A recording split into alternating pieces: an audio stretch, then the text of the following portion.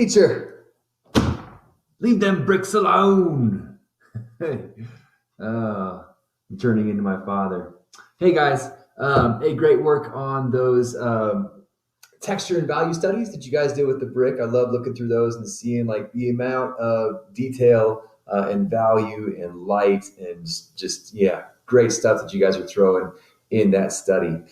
We want to take a little bit further. A brick's a brick, and bricks are great. They show a lot of texture, but the goal here is for you guys to be able to, replicate and apply any type of texture that you guys see. Your first sketchbook assignment for Unit 2 is going to be the value and texture sketchbook assignment. And so for the first thing I want you guys to do is I want you to research different types of textures. Now, I've thrown a couple of them out there for you, but if they're not, your bag or anything, then feel free to look up texture swatches on the web and find something that you find interesting for this one.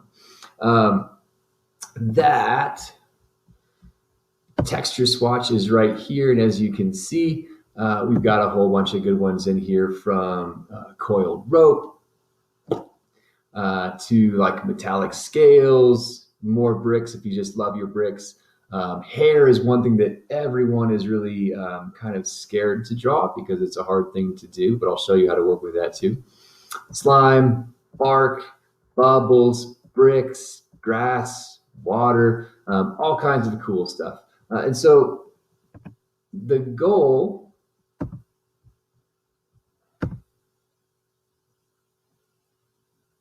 I'm going to edit this part out.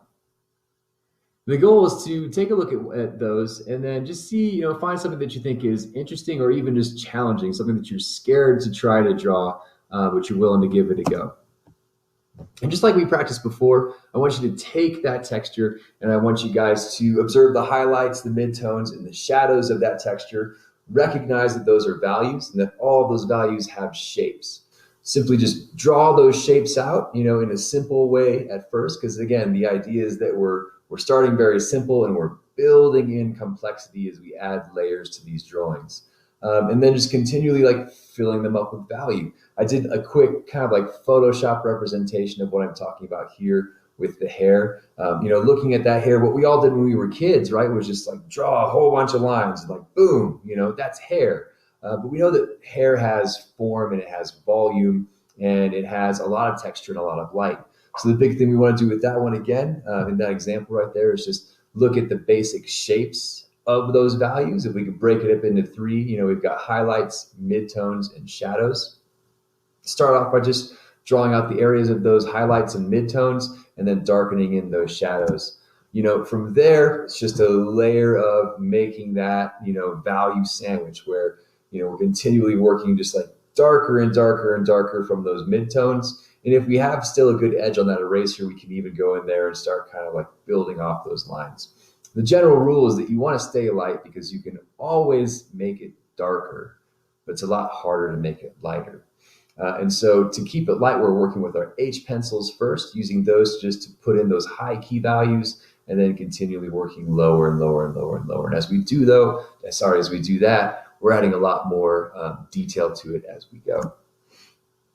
So that'll just be 3 inches by 4 inches in your sketchbook, just a little texture swatch there. And then from there, I figure we get a little crazy with it. Now that you guys have practiced drawing different styles and textures other than just bricks, we want to try and build some form out of that. So your objective is to take either that same texture or a different texture and wrap it around a three-dimensional object. So you can see my example right here. I took a sphere. I was working with a wood texture that had a knot right in the center of it. And then using what I know about cross contour, I was able to just draw kind of the direction that bark would take if it were spherical.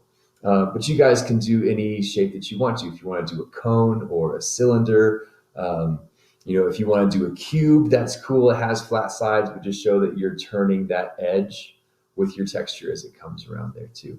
Let's look at an example.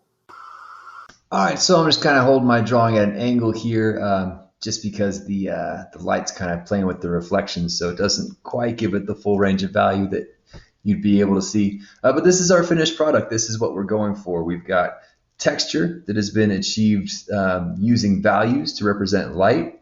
The way that the values represent light is based off of the way that light hits the surface of that object. We know that bark is pretty rough, and when you have a rough texture, it just means that you have dark values set right up next to light values. And that's really the trick. Anything that's smooth is going to have a smooth transition. Dark's going to turn into a little bit lighter, a little bit lighter, a little bit lighter, a little bit lighter, like a regular sphere. Whereas rough textures, you got that dark right next to light, because again, it's those surfaces that are just kind of popping up and creating cast shadows and highlights that exist right next to each other. So that's just kind of a good way to think about it. Here's what we're going for. Let's see how we go for it. So I thought I'd switch it up.